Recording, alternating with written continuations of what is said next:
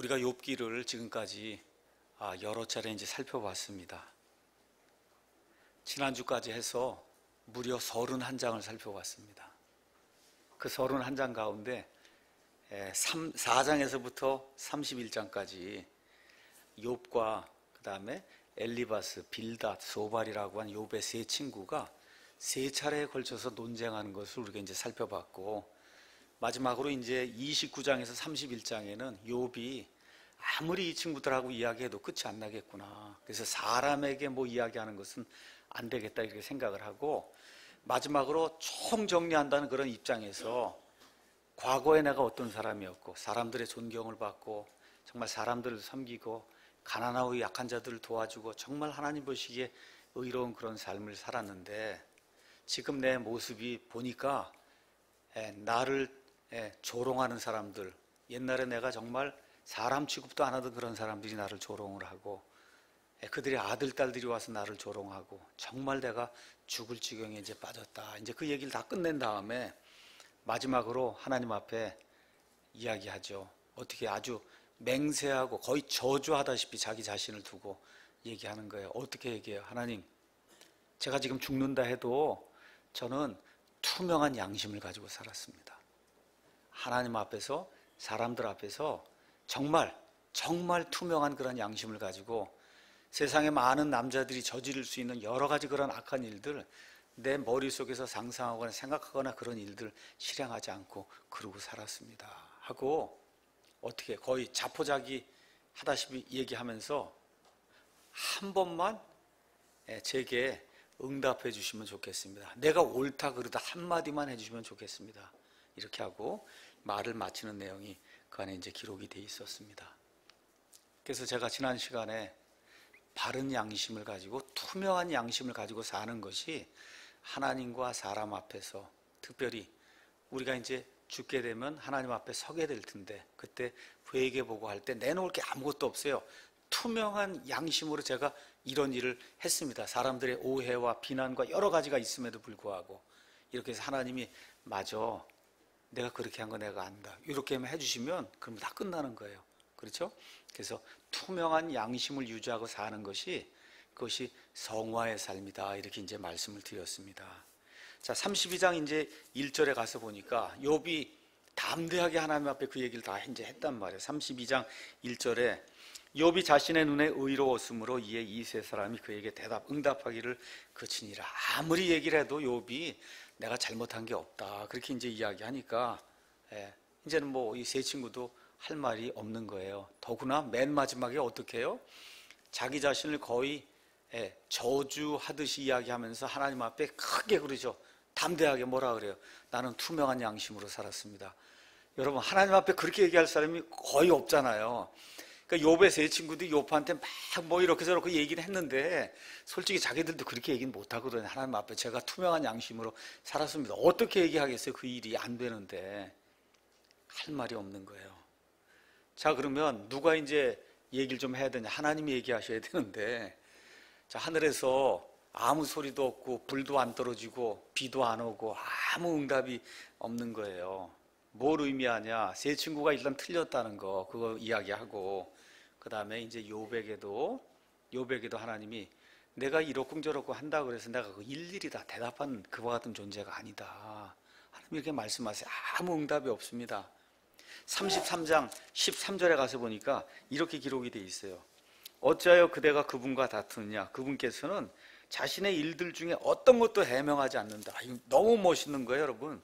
하나님은 하시는 일들, 저와 여러분에게 이거 하면 좋겠냐 안 좋겠냐 이런 거 물으면서 하지 않는다는 거예요. 해명 안 하신다는 거예요. 하나님 보시기에 하는 일이 다 절대적으로 옳기 때문에 우리가 보기엔 이상한 것 같은 하나님이 그대로 일을 하신다, 이렇게 이제 이야기를 하고 있습니다. 자, 그래서 하나님이 욥에게 아무 말씀도 안 해요. 그 다 잠잠한 거예요. 하늘도 잠잠하고 욥도 잠잠하고 세 친구도 잠잠하고 다 잠잠한 거예요. 이런데 갑자기 누가 하나가 이제 등장을 하는 거예요. 그 등장하는 사람의 이름이 누구예요? 엘리후입니다. 엘리후. 2절에 그때 람의 친족 중에서 부스 사람 바라겔의 아들 엘리후의 진노가 타올랐는데 욥을 향하여 그의 진노가 타오른 것은 그가 하나님보다 도리어 자기를 의롭다 하였기 때문이요. 또 그의 세 친구를 향하여 그의 진노가 타오른 것은 그들이 대답을 찾지도 못한 채 욥을 정죄하였기 때문이다. 자, 드디어 이제 침묵을 깨고, 이건 욥의 친구가 아닙니다. 엘리후라고 하는 어떤 젊은 사람이 그 논쟁하는 것을 계속해서 듣다가 드디어 이제 나타나서 한마디 말을 하는데 말이 길어요. 얼마나 기냐? 자그마치 6장에 걸쳐서 이야기를 해요. 6장에 걸쳐서. 어디부터 시작하냐? 32장부터 37장까지. 이거 다 이야기한 다음에 곧바로 하나님이 나타나세요. 곧바로 하나님이 나타나세요. 그러니까 세 친구는 아무 얘기 못하는 거고 욥도 아무 얘기 못하는 거고, 지금 엘리후가 나타나서 6장 얘기한 다음에 뭐 누가 이렇게 하려고 하는 하나님이 직접 나타나셔갖고 결론을 내리는 내용이 이 안에 이제 기록이 되어 있습니다. 자, 엘리후가 이야기하는 거 가서 이렇게 가서 보시면 욥의 세 친구들이 이야기하는 거 비슷한 그런 대목이 몇 군데가 있어요. 그런데 기본적으로 엘리후는 하나님이 나쁜 사람이라고 얘기하지 않았어요. 맨 끝에 가서 하나님이 누구를 야단을 치세요?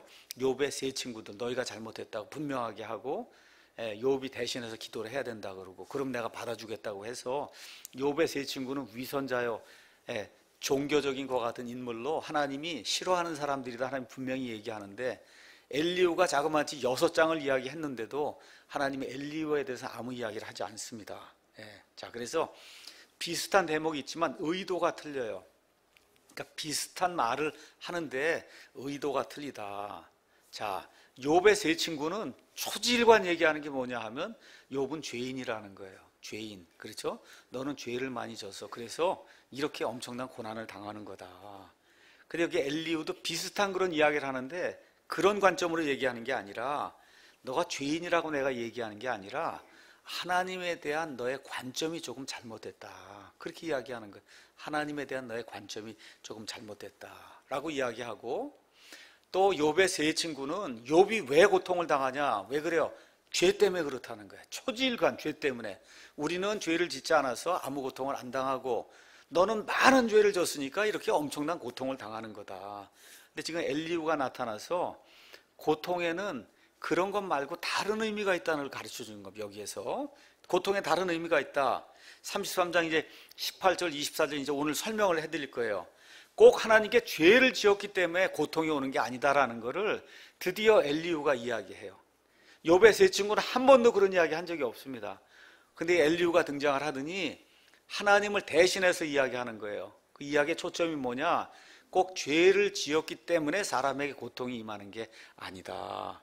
그 다음에 36장 나중에 제가 설명하겠지만 거기에 가서는 사람이 인간답게 좋은 사람이 되도록 하기 위해서 때때로 하나님께서 사람에게 고통을 주시기도 한다라고 고통의 참된 의미를 엘리후가 드디어 나타나서 이야기하는 대목이 이 안에 기록이 되어 있습니다.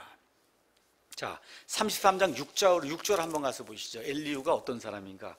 33장 6절 가서 보니까 보라 내가 그대의 소원대로 하나님을 대신하노니, 이렇게 지금 욥이 어떻게 했어요? 정말 하나님 한번 만나봤으면 좋겠다 그렇게 이야기하는데 하나님은 내려올 수 없으니까, 그러니까 어떻게 해요? 내가 하나님을 대신해서 너가 그렇게 원하는 거 그걸 내가 한번 이야기해 주겠다고 하면서 하나님을 대신해서 말한다고 얘기하는 거예요.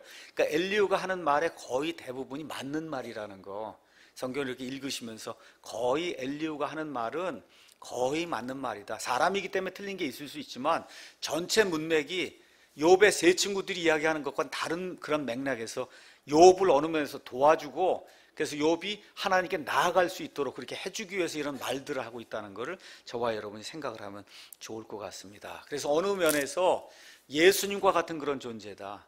예수님. 욥이 뭘 원했어요? 하나님과 나 사이에 중재인이 있으면 좋겠다는 거잖아요. 그렇죠. 근데 엘리후가 그런 비슷한 일을 하는 그러한 존재로 여기 나오고 있습니다. 자, 그래서 오늘은 32장과 33장을 이제 강의하려고 합니다. 제목은, 오늘 제목이 조금 길어요. 고통을 통해 구덩이로 내려가는 것을 막으시는 은혜의 하나님. 고통을 통해 구덩이로 내려가는 것을 막으시는 은혜의 하나님. 이렇게 제가 잡았어요. 제가 이 말씀을 준비하면서 또 제가 성경을 이렇게 번역하면서 참 구약 성경에 이렇게 기가 막힌 말씀이 있구나. 그게 욥기 33장입니다. 욥기 33장. 야, 이게 지금부터 4,000년 전에도 하나님이 이런 걸 이렇게 기록해 놓으셨구나. 멋있는 연설이 이제 나옵니다. 이 엘리후의 연설이. 그래서 그거 중심으로 해서 32장에 엘리후가 등장하는 그 이유 이런 거 설명을 해드리고, 하나님을 대신해서 엘리후가 이야기하는 게 그 복음의 핵심이 무엇인가, 그걸 오늘 살펴보는 그런 귀한 시간 갖도록 하겠습니다. 먼저 엘리후가 이제 등장을 합니다. 32장 그 내용이에요. 어떻게 등장을 하냐? 오랫동안 참다가 등장을 하는 거예요. 이 세 사람이 자그만치 4장에서 31장까지, 그러니까 28장을 이야기하는 동안 조용히 입 다물고 조용히 있다가 침묵이 진행이 되니까 그때 이제 말을 터뜨리기 시작한 거예요. 그러면서 엘리후가 아주 예의 바르게 이야기를 합니다. 4절 가서 보니까 이제 엘리후는 그들이 자기보다 나이가 많으므로 욥이 말할 때까지 기다리다가 이 세 사람의 입에서 응답이 없음을 보고 그때 그의 진노가 타올랐다. 지금 성경이 그렇게 이야기하고 있습니다. 다시 말씀드려, 나이가 욥이 60세 70세 되고 이랬으면 아마 40살이나 아마 이렇게 된 것 같아요. 예의를 지키는 거예요. 예의를 지키는 사람이에요. 일단은 그 좋은 모습이에요. 예의를 지키는 거예요. 그 다음에 11절 가서 보니까 또 무엇라 기록이 되어 있냐면, 보라 나는 당신들의 말을 기다렸노니 당신들이 할 말을 찾았을 때 내가 당신들의 변론에 귀를 기울였노라. 그러니까 처음부터 끝까지 당신들이 하는 얘기를 다 듣고 맨 마지막에 기회가 주어지면 이 모든 것을 내가 요약 정리하려고 그래서 여태까지 기다렸다는 거예요. 그들의 말에 주목했다는 거예요. 자, 그런데 드디어 욥이 말을 다 했습니다. 세 친구가 아무 말도 안 합니다. 하늘에서도 아무 소리도 없습니다. 그렇죠? 이제 이렇게 되니까 이제는 내가 등장해도 될 때가 됐나 보다 이렇게 생각을 하고, 그리고 엘리후가 이제 등장을 하는 거예요. 자, 그가 등장해서 말해야 되는 그런 이유가 이제 몇 가지가 있는데, 첫 번째, 먼저 화를 내기 위해서 이제 등장을 한 거예요. 화를 내기 위해서. 가서 보니까 2절에 엘리후의 진노가 타올랐는데, 먼저 욥을 향해 그의 진노가 타오른 것은 그가 하나님보다 오히려 자기가 의롭다 이렇게 얘기했다는 겁니다. 그 다음에 세 친구를 향해 그의 진노가 타오른 것은 그들이 대답을 찾지도 못한 채 욥을 똑같은 얘기야.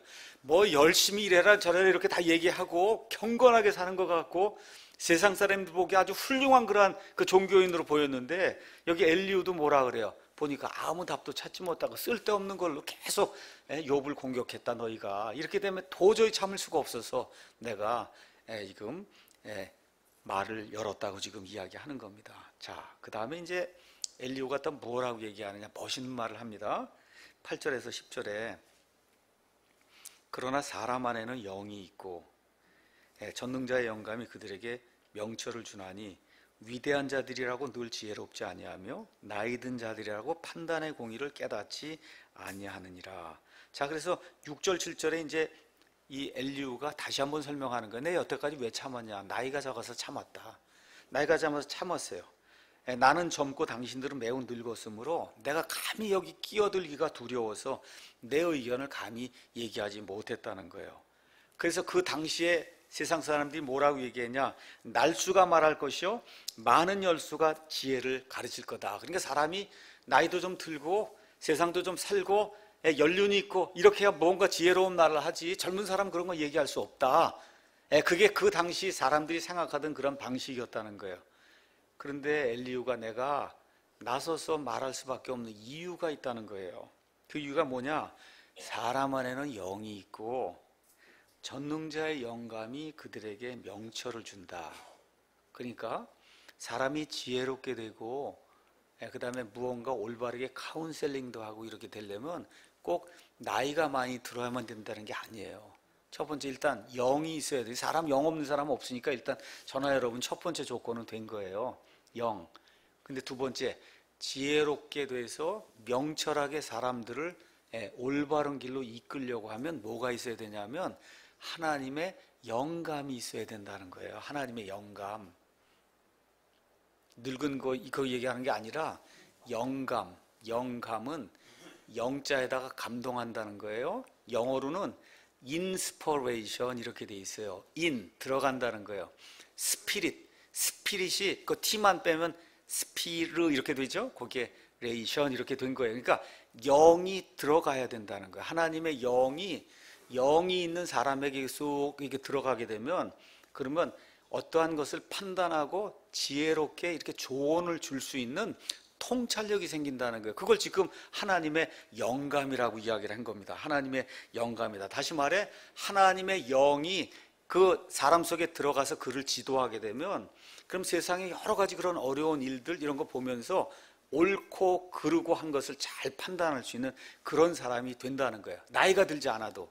그렇기 때문에 내가 지금 나서서 너희에게 이야기를 하는 거다라고 지금 엘리후가 이야기를 하는 거예요. 자, 잘 보세요. 사람에게는 뭐가 있어요? 영이 있어요. 사람에게는 영이 있다. 그래서 영이 뭐하고 교통하게 돼 있냐면 하나님의 영하고 커뮤니케이션 하게 돼 있어요. 커뮤니케이션.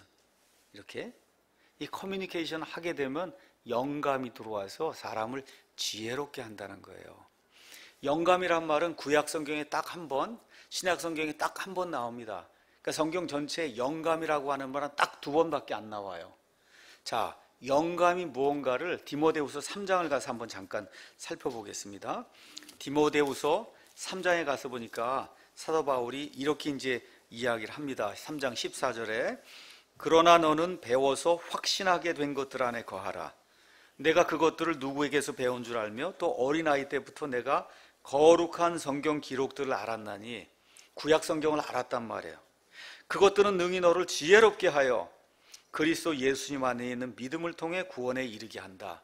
그러니까 성경 말씀을 믿고 그것대로 따르게 되면 그러면 지혜로운 사람이 되고, 그 결과 예수님 안에 있는 그 믿음을 통해 구원을 받을 수 있게 그렇게 만들어준다는 거예요. 왜 그러냐? 모든 성경은 하나님의 영감으로 주신 것으로, 모든 성경 기록은 창세기부터 요한계시록까지 나와 있는 모든 성경에 들어있는 모든 단어, 모든 말씀들 하나하나가 하나님의 영감으로 주신 것으로 교리와 책망과 바로잡음과 의로 교육하기에 유익하다. 그렇게 이야기하는 겁니다. 그래서 하나님의 사람이 성경 말씀을 통해서 어떻게 돼요? 완전하게 돼요.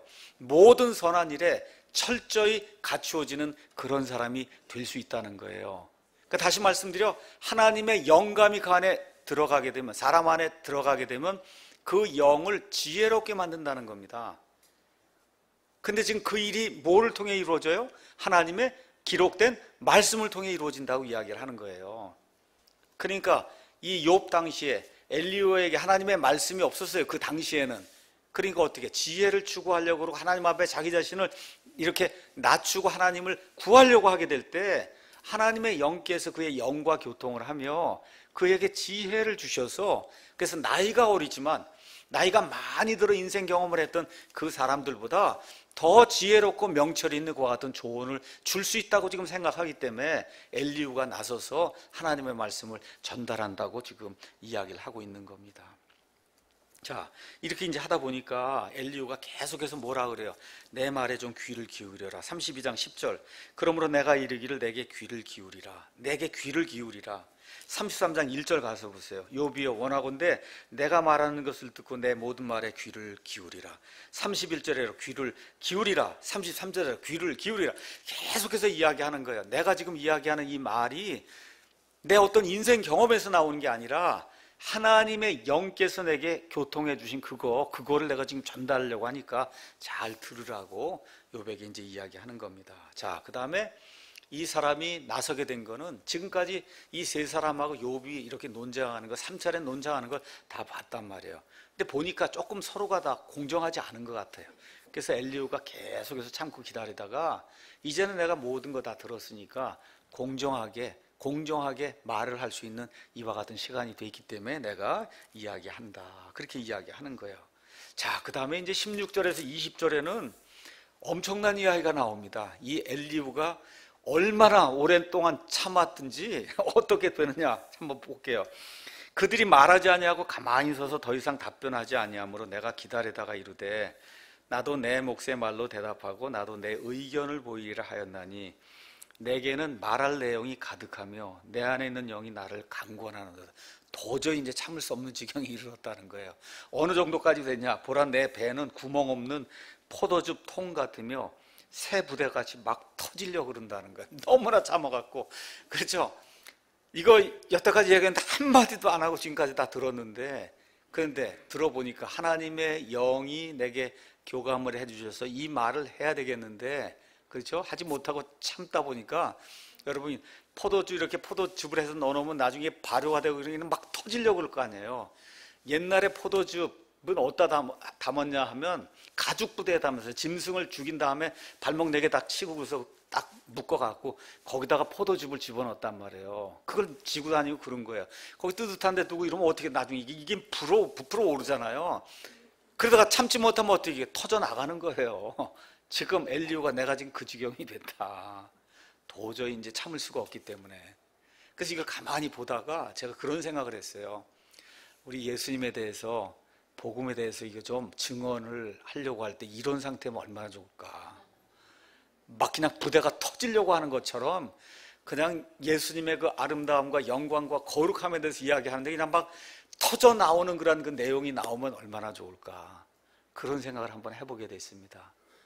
저와 여러분 모두가 그와 같은 하나님의 은혜를 누리길 간절히 원합니다.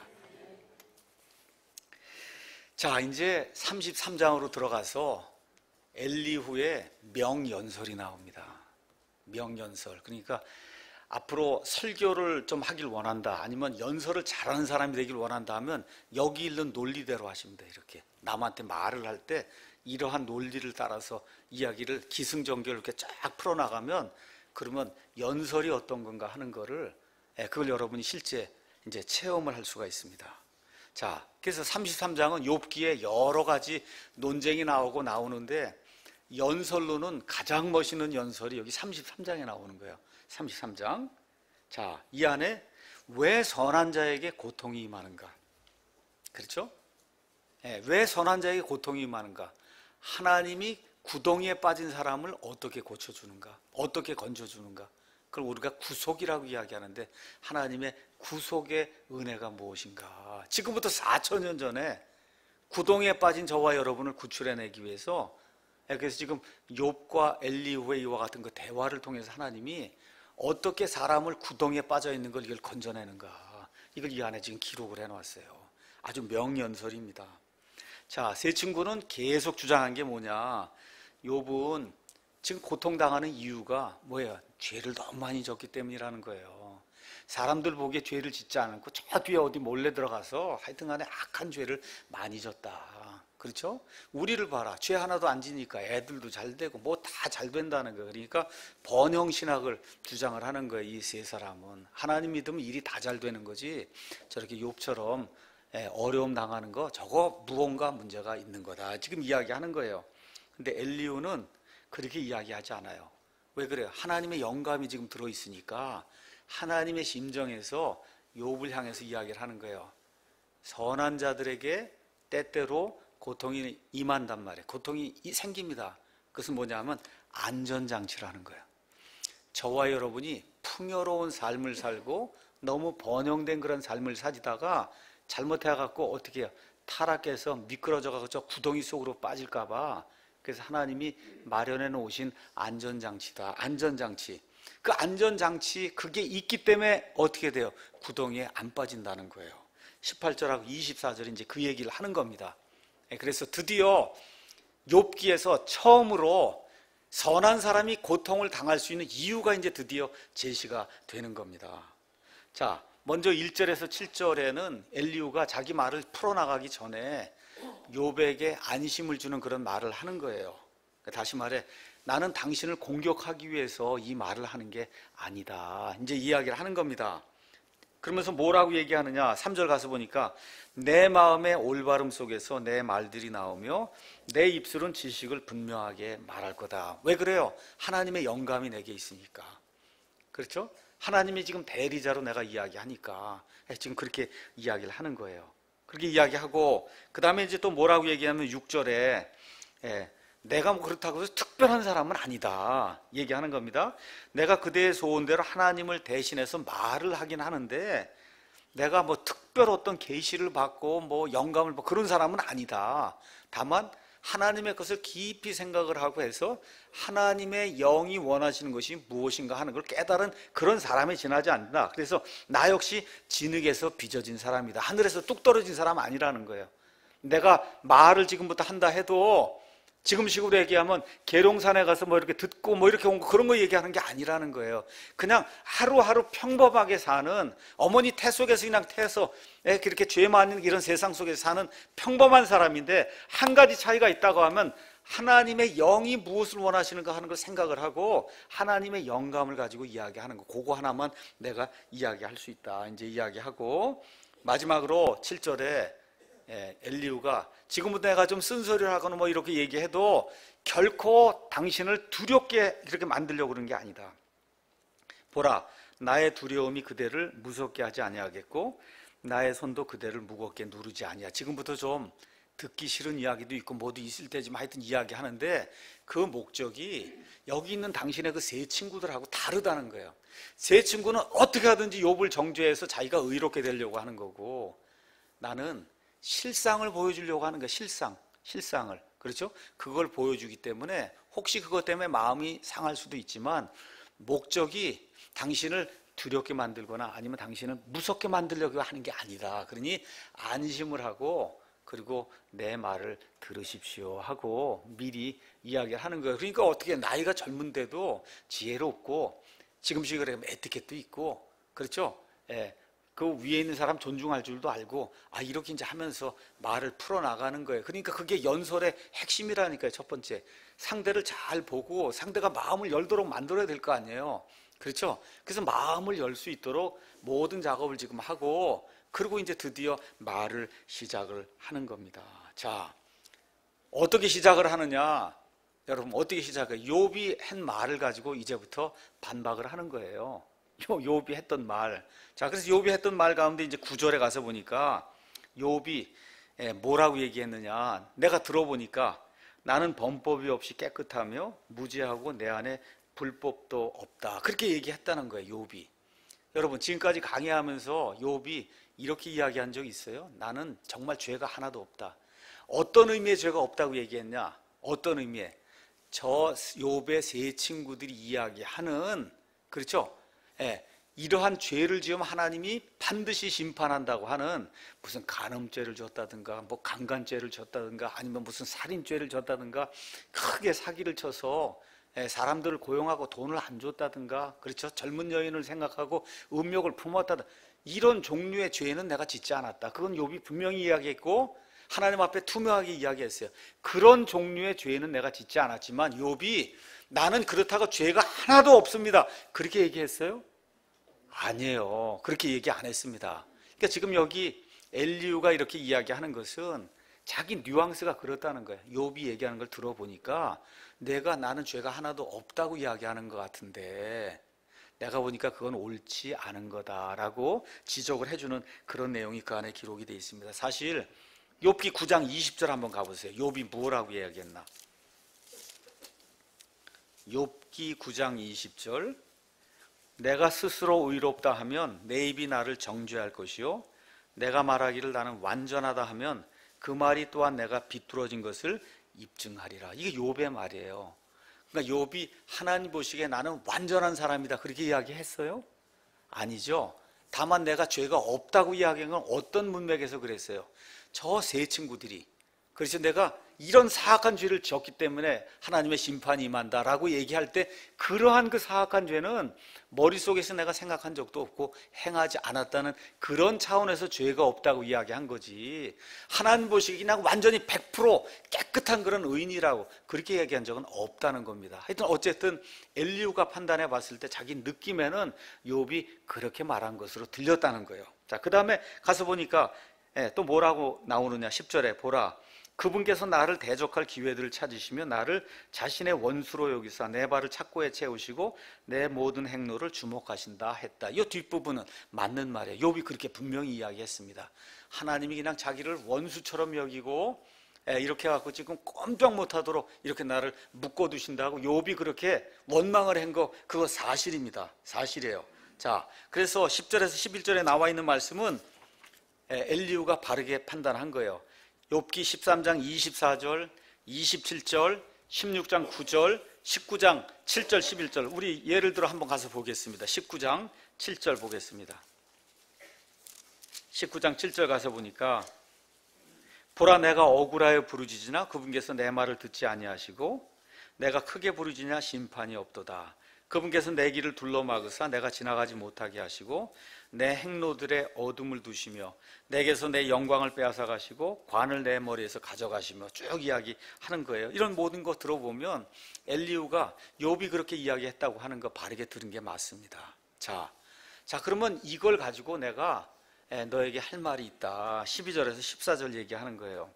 보라, 그대가 옳지 못한 점이 이것이니 내가 이제 그대에게 하나하나 뭐가 옳지 못한가를 하나님의 영감을 가지고 이야기하겠다. 첫 번째, 하나님은 사람보다 크시다. 하나님은 사람보다 크셔요. 그러니까 욥이 아무리 위대해도 이 세상에 뭐 트럼프니 누가 아무리 권세를 많이 가져도 하나님 보시기엔 먼지만도 못하다는 거, 이걸 꼭 기억을 해라. 지금 이 얘기를 하는 겁니다. 다시 말해, 교만하게 굴지 마라. 너 새 친구들에 비교하거나 다른 사람들에 비교하면 내가 조금 깨끗할 수 있지만 하나님과 너 자신을 비교하면 비교가 안 된다는 거, 이걸 먼저 이해를 해야 된다. 그 얘기를 하더니 그 다음에 또 뭐라고 얘기하냐. 13절에 어찌하여 그대가 그분과 다투느냐. 왜 하나님하고 다투느냐. 지금 얘기하면 하나님과 지금 다투고 있잖아요, 욥이. 그렇죠? 그러면서 뭐라고 이야기하느냐 하면은 그분께서는 자신의 일들 중에 어떤 것도 해명하지 아니하시느니라. 저와 여러분이 억울합니다, 뭐합니다 다 얘기를 해도 이 세상 어떤 사람에게도 하나님이 내가 왜 그래서 이렇게 했다 이런 말 해명 안 하신다는 거예요. 여러분, 창세기 1장 1절에 가서 보니까 처음에 하나님께서 하늘과 땅을 창조하셨다, 그걸 다 끝이지 왜 창조했냐, 어떻게 했냐, 뭘 했냐, 뭐 이런 내용 여러분 자세하게 기록이 돼 있어요? 안 돼 있어요. 그렇죠? 해명 안 하십니다. 해명. 왜 그래요? 하나님이 주권자인데 뭘 해명할 필요가 있어요? 하나님이 하시는 게 100%다 옳은데 뭘 해명할 게 있어요? 해명은 뭐 하는 게 부족한 사람이나 해명을 하는 거지 하나님이 해명하지 않습니다. 저에게 악한 일이 생겨서 제가 고통을 당해도 저와 여러분 기억하셔야 돼요. 하나님은 옳고 제가 틀린 거예요. 이 성경을 그렇게 봐야 된다는 겁니다. 하나님이 옳아요. 내게 고통이 있어도 하나님이 옳고 제가 틀린 거예요. 지금 이 엘리후가 그 얘기를 지금 하고 있는 거예요. 그러니까 하나님한테 뭐 따져갖고 이렇게 뭐 해명해다 그렇게 얘기할 필요 없다. 그러면서 14절에 하나님이 문제가 아니라 사람이 문제다. 하나님은 한 번 말씀하시고 참으로 두 번 말씀하시되 사람이 그것을 깨닫지 못하느니라 하고, 하나님이 한 번 말씀하시고 두 번 말씀하신 게 뭔가가 15절부터 이제 나오는 거예요. 그러니까 이미 욥에게 한 번 말씀하시고 이미 두 번 말씀했는데 욥이 깨닫지 못하기 때문에 이런 일이 지금 발생을 한다. 지금 그렇게 이야기를 하는 겁니다. 자, 그러면서 그 당시에 하나님이 사람들에게 이야기하시는 방법 세 가지가 나와 있어요. 첫 번째 15절에서 18절은 꿈과 환상입니다. 그 당시 얘기하는 거예요. 그 다음 19절에서 22절은 고통이에요. 고통. 하나님이 고통을 주는 게 그게 뭐라고요? 하나님이 이야기하는 거라는 거예요. 이야기.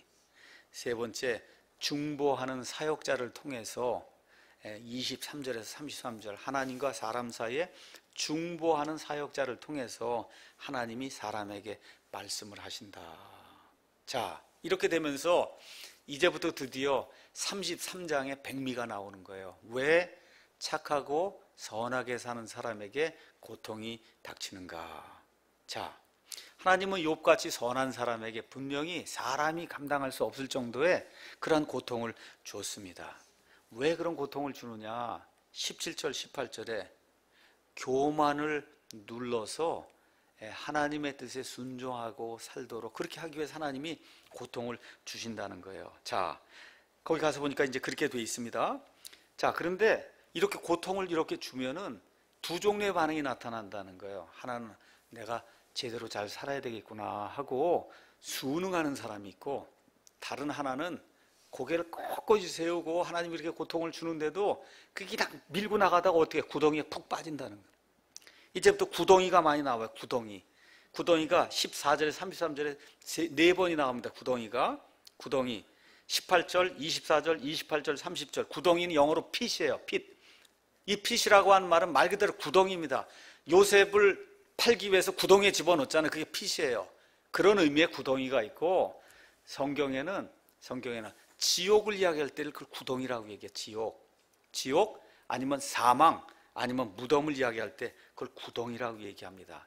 이사야서 14장 한번 잠깐 보겠습니다. 이사야서 14장 가서 보시면 루시퍼가 타락하는 그런 내용이 이 안에 이제 기록이 되어 있습니다. 14장 15절에 루시퍼가 교만하게 굴다가 어떻게 되냐? 14절에 가서 보니까 15절에 너는 끌려가 지옥으로 곧 그 구덩이의 옆면들로 내려간다. 그 지옥을 구덩이라고 이야기하는 겁니다. 성경 가서 보면 구덩이가 두 가지가 있어요. 진짜 구덩이가 있고, 이런 의미의 구덩이, 지옥 아니면 사망, 무덤을 이야기할 때 그런 구덩이가 있단 말이에요. 그러니까 하나님이 사람에게 기회를 주시는 거예요. 말씀하세요. 특별히 어떤 걸로 말씀하시냐? 어떨 땐 고통으로 말씀하신단 말이에요. 경고를 주시는 거예요.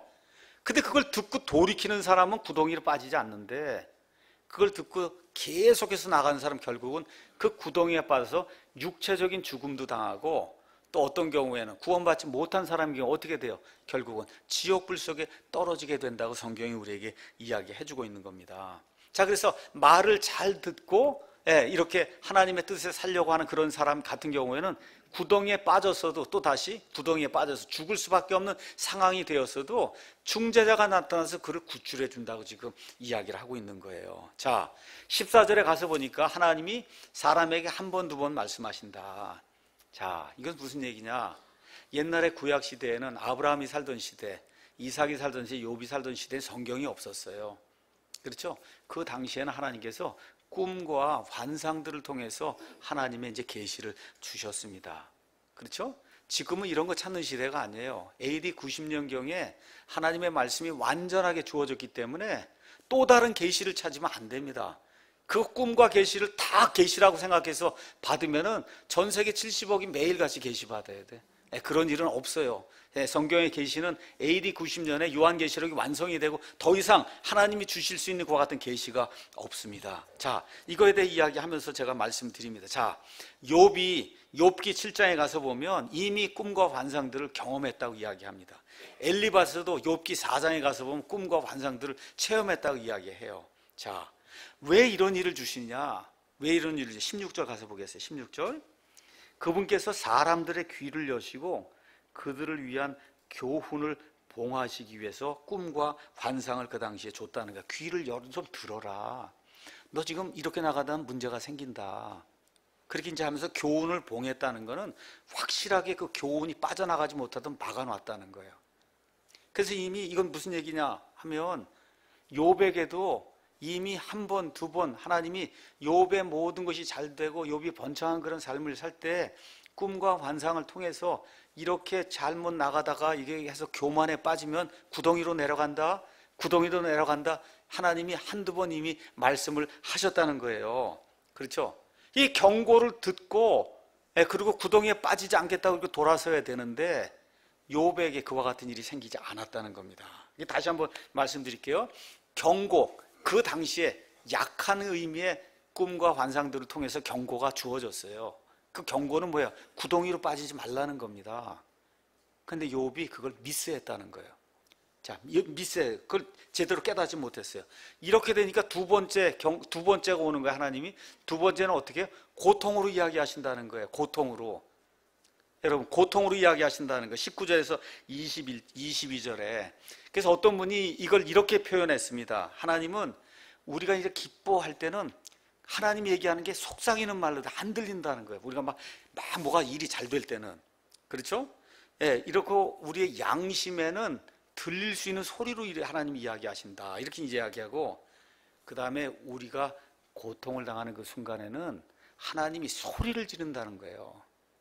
무슨 얘기예요? 경고를 준다는 거예요. 그러니까 선한 사람에게 고통이 올 때는 하나님의 경고구나 하고 빨리 알아차리라는 거예요. 선한 사람, 욥이 그렇게 선하게 살고 이렇게 살았는데 하나님이 꿈이나 뭘 통해서 이미 경고를 줬는데 듣지 못했다는 거예요. 그러니까 어떻게 해요? 지금 고통이 지금 오고 있다. 이 고통이 오는 거를 경고로 빨리 알아들어야 된다는 거예요. 자, 그러면서 엘리후가 이런 사람이 있다라고 얘기해요. 19절에서 20절. 어떤 사람이 있느냐? 그는 자기 침상에서 아픔으로 징계를 받으며 심한 아픔으로 그의 많은 뼈가 징계를 받나니 이로써 그의 생명은 빵을, 그의 혼은 맛있는 음식을 몹시 싫어하며 그의 살은 소멸되어 보이지 아니하고 보이지 아니하던 그의 뼈들이 드러나서 참으로 그의 혼은 무덤에 그의 생명은 멸하는 자들에게 가까이 이르는 이런 사람이 있다라고 엘리후가 이렇게 얘기하는데, 이게 누굴까요? 욥이란 말이에요. 욥. 이게 지금 욥이란 말이에요. 욥. 그렇죠? 저쪽에 있는 어떤 사람을 대해서 이야기하는 것처럼 넌지시 이야기하는데 그게 바로 당신 욥이다. 지금 그렇게 얘기하는 거예요. 예.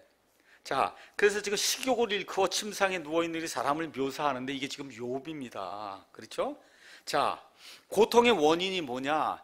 지금 엘리후가 얘기해 주는 거. 욥, 내가 지금 당하고 있는 고통의 원인은 뭐예요? 하나님이라는 거예요. 하나님. 물론 마귀를 통해서 그 일을 했지만 그 고통의 원인이 하나님이다. 뭐 하려고? 경고를 주려고. 너무 모든 게 잘 되는 거예요. 자식들이 너무 잘 되는 거예요. 그렇죠? 재산이 너무 막 불어나는 거예요. 하는 일마다 너무 잘 되는 거예요. 이렇게 되면 어떻게 돼요? 교만을 통해서 구덩이에 빠진단 말입니다. 구덩이에 빠진다. 그래서 하나님이 고통을 주시는 거다. 자, 그래서 고통의 원인이 두 가지가 있다는 거예요. 하나는 하나님 때문에도 고통이 온다는 겁니다. 지금 하나님 때문에도 고통이 온다. 예. 그래서 기억을 하셔야 돼요. 선한 사람에게, 정말 착하게 의롭게 살려고 하는 사람에게도 고통이 온다. 그때 그 고통의 원인은 하나님이에요. 그 목적이 뭐예요? 경고하시는 거다. 경고. 이걸 저와 여러분이 꼭 기억을 해야 된다는 거예요. 그런데 욥의 세 친구는 그렇게 생각하지 않았어요. 모든 고통은 뭐 때문에 생긴다고 본 거예요? 죄 때문에 생긴다. 그렇게 이야기해요. 그러니까 하나님이 그거 틀렸다고 이야기하는 거예요. 당장에 회개하라고 하나님이 이야기해 주시는 겁니다. 자, 이걸 보니까 우리가 사도 바울 이야기가 생각이 나죠? 그래서 고린도후서 12장에 가서 보니까 하나님이 사탄의 메신저, 사자를 보내서 그냥 바울을 병들게 만든 거. 너무 괴로운 거예요. 하나님께 기도했잖아요. 좀 고쳐주십시오. 근데 거기에 뭐라고 써 있냐면 사탄의 사자가 와서 나를 괴롭게 했다는 거예요. 그러니까 사도 바울이 이건 느끼기에도 이건 악한 영의 어떠한 침략이 이루어졌다는 거예요. 자기에게. 그렇죠? 하나님께 3번 간구했는데 하나님 뭐라 그래요? 내 은혜가 내게 족하다. 왜 이걸 내가 허용을 했느냐? 이대로 두면 너무나 많은 계시를 봤어요. 하나님의 일을 너무나 많이 했어요. 이걸 그대로 두면 어떻게 돼요? 이게 스스로 교만해져가고 어디 구덩이로 쑥 빠질까봐 너는 평생 이걸 달고 살아야 된다. 여러분, 그래서 평생 달고 살아야 된다. 그러니까 사도 바울이 뭐라 그래요? 감사합니다. 나의 연약함을 통해서 하나님의 강하심이 드러납니다 하고 오히려 찬송하고 감사하는 그런 계기로 삼았다는 말씀이 고린도후서 12장에 기록이 돼 있잖아요. 지금 그 얘기가 지금 여기 나오는 거예요. 엘리후가 지금 그 얘기를 하는 거예요. 사람이 너무 모든 일이 잘 되고 이렇게 되면 그럼 어떻게 돼요? 구덩이에 빠질 수 있다니까. 구덩이에 빠져요. 그러니까 하나님이 좀 약한 경고를 이렇게 주는데 못 알아들어요. 그럼 어떻게 돼요? 큰 경고로 고통을 이렇게 가져다 주면 그럼 어떻게 돼요? 이 사람이 살아날 수 있다는 겁니다. 자, 이 얘기가 끝난 다음에 23절에서 26절에 너무 기가 막힌 말씀이 기록이 되어 있습니다. 만일 그의 혼이 무덤에 그의 생명이 멸하는 자들이 가까이 이제 죽을 지경이 지금 된 겁니다. 욥처럼. 이렇게 됐는데 만일 1000명 가운데 하나 곧 해석하는 자요 그와 함께하는 사자 메신저가 있어서 그 사람에게 그의 곧바른 길, 그가 걸어가야 될 곧바른 길을 보여주는 거예요. 너가 이렇게 해야 된다. 하나님께로 회개하고 돌아가야 된다. 그렇죠? 이런 거를 보여줄진데 그때 그분께서 그에게 은혜를 베풀며 이르시되 그를 건져내어 구덩이로 내려가지 않게 하라. 내가 대속물을 얻었다 하시나니 그의 살이 어린아이의 살보다 생기가 넘치며 그가 자기의 젊은 시절로 돌아가리라. 그가 하나님께 기도하리니 그분께서 그에게 호의를 베푸실 것이요 그가 기뻐하며 그분의 얼굴을 뵈리니 그분께서 사람에게 자신의 의를 베푸시느니라. 귀중한 말씀이 이 안에 들어있어요. 누가 있어야 되냐? 중재자가 있어야 돼. 지금 구덩이에 지금 막 빠지려고 그래요. 이 구덩이에 빠지려고 그래. 이 구덩이에 빠지지 못하도록 하기 위해서 중재자가 필요하다는 거예요. 중재자가 필요하다. 그렇죠? 이 중재자를 그와 함께하는 메신저, 사자라고 이야기했어요. 근데 그 사자, 중재자가 구덩이에 빠지지 못하도록 만들어진 그 중재자가 세상에 많지 않다는 거예요. 뭐라고 그렇게 기록이 돼 있냐? 1000명 가운데 하나 정도 있다는 거예요. 1000명 가운데 하나. 네, 1000명 가운데 하나. 그 다음에 어때? 해석해. 말씀을 잘 해석하는 자여야 돼요. 말씀을. 하나님의 말씀을 잘 해석하는 그런 사람이라야 돼요. 이 상황을 잘 해석해 줘야 돼요. 카운셀러가 이 상황이 이런 거라고 잘 해석해 주는 그런 사람이 돼야 되는 거예요. 그리고 그와 함께하며 그를 대적하고 비난하고 이러는 게 아니라 그를 어떻게 하든지 살리려고 하는 그런 좋은 의도를 가지고 그와 함께하는 중재자가 있어서 그에게 올바른 길을 이렇게 가르쳐 주면, 그러면 하나님이 뭐라고 말씀하시느냐? 그러면 그를 건져내서 구덩이로 내려가지 못하게 해라. 내가 대속물을 얻었다. 그렇게 이야기한다는 게 귀중한 말씀이에요. 내가 대속물을 받았다. 그렇게 이야기한다는 거예요. 자, 여기 나오는 대속자, 여기 있는 중재자가 누군 것 같아요? 그래, 예수님 이야기하는 거거든요. 1차적으로 예수님을 이야기하는 거예요. 예수님. 자, 그래서 여기 마가복음에 가서 보니까 마가복음 이 11장에 이런 말씀이 기록이 되어 있습니다. 마가복음 10장 45절에 예수님이 뭐라고 말씀하시느냐? 사람의 아들은 섬김을 받으러 오지 아니하고 도리어 섬기며 자기 생명을 많은 사람의 대속물로 주려고 하다. 똑같은 대속물이에요. 대속물. 우리 디모데전서 2장 5절 가서 보니까 예수님을 이렇게 이제 표현했습니다. 디모데전서 2장 5절에 한 하나님이 계시고 하나님과 사람들 사이에 한 중재자가 계시니 곧 사람이신 그리스도 예수님이시다. 자, 여러분, 대속물이 뭐냐? 어떤 사람이 돈이 없어갖고 노예시장에 팔려나갔어요. 노예시장에. 그럼 옆에 있는 친척이나 누가 이걸 구해와야 되잖아요. 근데 이게 팔려나갔으니까 그냥 못 구하죠. 뭐가 있어야 돼요? 여러분, 대속물을 줘야 되는 거예요. 어떤 사람이 누구를 유괴했어요. 유괴하면 전화하죠. 전화해서 뭐 갖고 오라 그래요? 돈 갖고 오라 그러지. 그게 뭐예요? 대속물이에요. 그게 이 사람 몸값이란 말이에요. 이 사람 몸값. 그러니까 지금 하나님도 몸값을 필요로 하신다는 거예요. 저 사람 저걸 구해내려고 하면 희생 예물이 있어야 된다는 거예요. 희생 예물이 있어야 된다. 그런데 어떤 사람이 그 사람을 올바른 길로 인도하면서 그 사람을 이렇게 구해내면 하나님이 내가 이미 대속물을 받았다. 그렇게 이야기한다는 거예요. 이 대속물을 주신 분이 바로 예수 그리스도십니다. 그러니까 저와 여러분이 어려움을 당하고 힘든 일을 그렇게 당하고 할 때 이미 예수님께서 십자가에서 그 모든 일을 담당하셨기 때문에, 그래서 어떻게 했어요? 대속의 그 희생 모든 이 필요한 것들을 다 예수님이 지불하셨다는 거예요. 그러니까 아버지가 뭐라 그래요? 내가 대속물을 이미 다 받았다. 이 대속물을 받게 되니까 어떤 일이 생기느냐? 여기 가서 보니까 그의 살이 어린아이의 살보다 생기가 넘치며 그가 자기의 젊은 시절로 돌아와. 여러분, 이 42장 다 끝나면서 욥이 하나님의 은혜를 받게 되니까 어떻게 돼요? 재물이 2배로 늘어나고 애들이 다 생기고 이렇게 되면서 욥이 정말 건강하고 아름답게 삶을 살다가 하나님께 가는 모습 보이죠? 구원받아서 예수님의 대속의 그 십자가의 그 보혈의 공로로 구원을 받으면 그 다시 태어나게 되면 어떻게 돼? 어린아이처럼 새로운 그런 삶을 살게 되는 그런 일이 생긴다고 지금 성경이 우리에게 이야기하고 있는 겁니다. 자, 이러면서 또 뭐라고 이야기하냐? 그가 하나님께 기도하리니 그분께서 그에게 호의를 베푸신다. 그래서 저와 여러분이 하나님의 자녀가 돼야만, 하나님께서 대속물을 취하신 그런 사람이 되어야만 어떻게 해요? 기도가 응답을 받을 수 있다는 거예요. 기도에 응답이 있을 수 있다. 누구를 통해서? 예수 그리스도라고 완전한 대속물을 통해서 하나님이 기뻐하시고 어떻게 해요? 기도를 응답해 주신다는 겁니다. 자, 그래서 이런 것들을 기억하면서 그럼 그 일을 이루려면 뭐가 필요하냐? 27절 가서 보니까 그분께서 사람들을 살피시거늘 만일 누가 이르되 내가 죄를 짓고 옳은 것을 굽게 하였는데 그것이 내게 유익하지 아니하였나? 이게 뭐예요? 회개하는 거 아니에요? 고백하는 거 아니에요? 제가 부끄러운 삶을 살았습니다. 지금까지 잘못했습니다. 아내와 관계가 좋지 못했습니다. 그리스도인이 된 이후에도 제가 잘못을 범했습니다 하고 고백을 하고 하나님 앞에 회개하고 나가면 그러면 그분께서 그의 혼을 건져내사 구덩이로 내려가지 않게 하시리니 그의 생명이 빛을 보리라 이렇게 돼 있잖아요. 얼마나 멋있어요. 그렇죠? 그러니까 구원받지 못한 사람은 이게 뭐야? 지옥 불속에서 건져내 주신다는 거고 구원받은 이후에도 죄를 지으면 하나님이 거기서 건져내 주신다. 점점 성화할 수 있는 그런 삶을 살 수 있도록 하나님이 인도해 주신다는 거. 그 일을 위해서 필요한 게 누구예요? 그게 바로 중재자 예수님이란 말이에요.